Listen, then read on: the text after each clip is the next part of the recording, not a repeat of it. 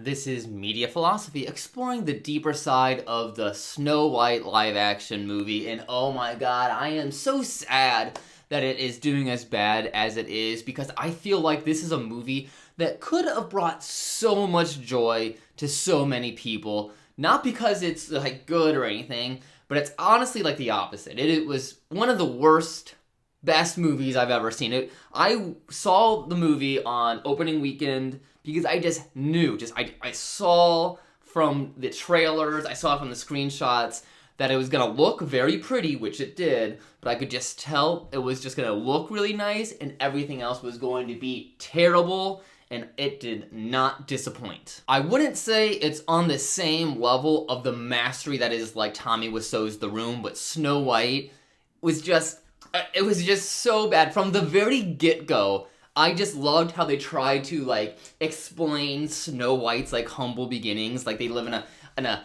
city where they love to pick apples into just, like, bake pies all the time. Like, Disney had to, like, watch the original movie, like, the high exec creatives in Disney had to watch the original Snow White and be like, alright, well, if she bakes apple pies and the dwarves mine gems, we gotta somehow really hammer home these points, and my god, does the new movie really just hammer home that. I was cracking up in the theater when they were singing their first song with the number in Snow White, and it's all about picking apples and baking pies. I'm telling you, that was when I knew that I made the right choice, that I invested my $15 in Friday night activity correctly. I was just bursting out laughing from basically beginning to end, because it was just so ridiculous. And honestly, I don't think viewers are gonna get this same sense of comedy by watching it like on Disney Plus when it comes to streaming. It just won't translate the...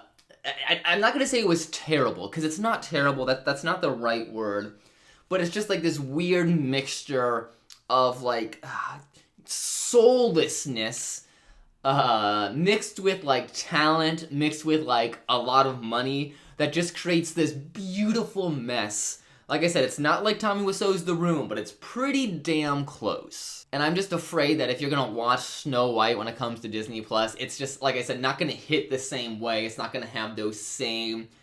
the ridiculousness just won't be as apparent as when you're watching it on the big screen in a theater full of people. Just, oh my god, it was just amazing experience. If you still can catch it, do yourself a favor, and I'm telling you, you're gonna love it. This is not me shilling for Disney. I think this one's already a bomb. I don't think it matters if the 10 people who watch this video buy that ticket and go see this movie. Oh my god.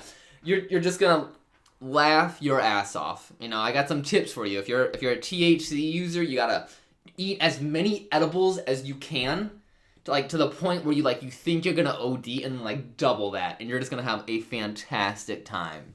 Otherwise, and you don't even need edibles. Going in sober was amazing. It was just like I mean, it was like a fever dream of a movie, honestly. And things just really, really pick up, pick down, accelerate the badness once the dwarves get on screen. Oh my god, the moment, the nightmare fuel that is the 7 dwarves in that movie is just phenomenal. It's just phenomenal, because they're so good and bad looking at the same time. They're all so, I guess, bland enough. I don't know. It was just so amazing. Oh, there's going to be spoilers in this video, because I doubt anybody who hasn't already seen the movie is going to rush out to see this movie based on one thing that I have to say. But my god, what I loved, I don't know if I loved or this was lame, but in the original Snow White, it was hardcore. The original Snow White is hardcore. When Snow White gets poisoned by the evil queen, the dwarves are sad for like a little bit, but what do? They go gather all the animals in the forest, chase down the witch, corner her, and crush her under a rock. That is hardcore. That is classic hardcore Disney, which is what 2025 contemporary Disney is missing. They're missing those hardcore acts of dwarves crushing evil witches under boulders with like lightning and rain. Oh my god, it was incredible. But what happens in the remake of Snow White, in the live action remake of Snow White, nowhere near as cool. So disappointing. Snow White gets poisoned, and what do the dwarves do? They just sit around acting sad and crying in their hat and do nothing. They literally do nothing.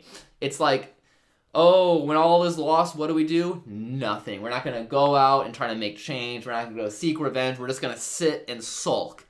And sure, yes, Snow White does get revived by True Love's kiss or whatever this stupid thing is. But it was just so ridiculous. But honestly, I would honestly say that this new version is better on a comedic standpoint. Oh my god, I busted out in the theater laughing because apparently the whole climax of the movie is basically Snow White gathering all like the townspeople and being like, we are stronger together and don't let the evil queen manipulate you into becoming soldiers. Oh, we're all family. Things like that. So basically, Snow White turns like her people back on her side against the queen, and the queen like freaks out and like realizes she's losing power.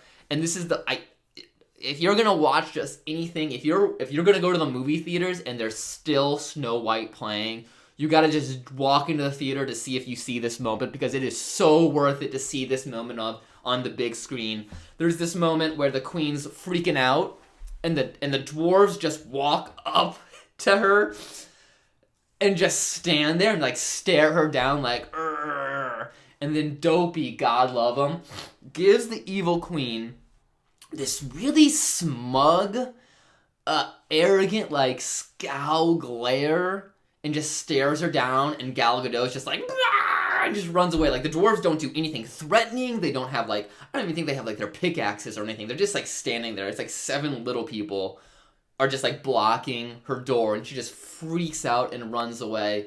And then in the most confusing ending ever, I guess because the queen is just so frustrated that she lost, she, like, throws some sort of object at the mirror, only for it to break and then, like, suck Gal Gadot into the mirror. They don't explain why that happens. They never, like, allude, hey, don't break this mirror. This mirror's cursed. It'll suck you in. It just literally comes out of nowhere because, again, in 2025, Disney can't have the heroes actually take any action and subdue the villain. No, they gotta, like, kill themselves somehow on accident. I don't get it. And great, now this video is going to be shadow banned because I said that word. Great, thanks YouTube censorship. But I am barely selling how ridiculous this movie was. And there's this one point where like the Prince Charming, who is now like some rebel commander or whatever, is in jail. And literally the way he breaks out is through the power of friendship. Him and another prisoner just like yank on a chain together, some metal chain, you know, attached to stone, and just yanks it out, and they're free! It was that easy. All you need is the power of friendship. And it's just those kind of lessons that are just so beautiful. And I feel really bad for these actors. I mean, I couldn't imagine being, I don't know, an actor, you know, going to school, you know, training, and then next thing you know, you're like on a green screen set, and like the director's like, all right, this is the moment where Dopey is confessing some big trauma to you or something, or you know, this is a big emotional scene between you and Doc, and you just have to pretend, you just have to, you know, try to visualize what these dwarves look like, and just, oh, you know, how do you even act like that? Rachel Zellweger or whatever her name is. I feel so bad for these people who are just having to be stuck acting with these, I don't know, in these green screen fake environments. I don't know who Snow White was for, you know, a Disney movie that's almost, oh my god, it's almost 100 years old at this point. I think Snow White originally came out like 1939, 1937. So we have a movie that's like 90 years old. I don't really think people have much nostalgia. At least, I don't know, younger people. I don't really have, like, think they have, like, nostalgia for that movie at all. So I don't know who Disney made this movie for. I read online that maybe it was just to, like, keep the copyright going, which I guess is a good theory. I don't know. It seemed like it was for small children, but I don't know how small of children go to the theaters anymore when you can just have an all-you-can-eat buffet at your fingertips online with Netflix or Disney Plus or whatever. So do yourself a favor. If you need a few yucks this weekend and you can still catch a showing of Snow White, you will not be disappointed if you go in knowing it's a terrible movie. If you go in knowing it's a terrible movie, you're gonna have a great time. Just sit back, laugh, think about all the money that could have been used towards actually, furthering the human race. Instead, just thank Disney for flushing that down the toilet to give us the beauty that is the live-action Snow White remake. This is Media Philosophy exploring the deeper side of entertainment.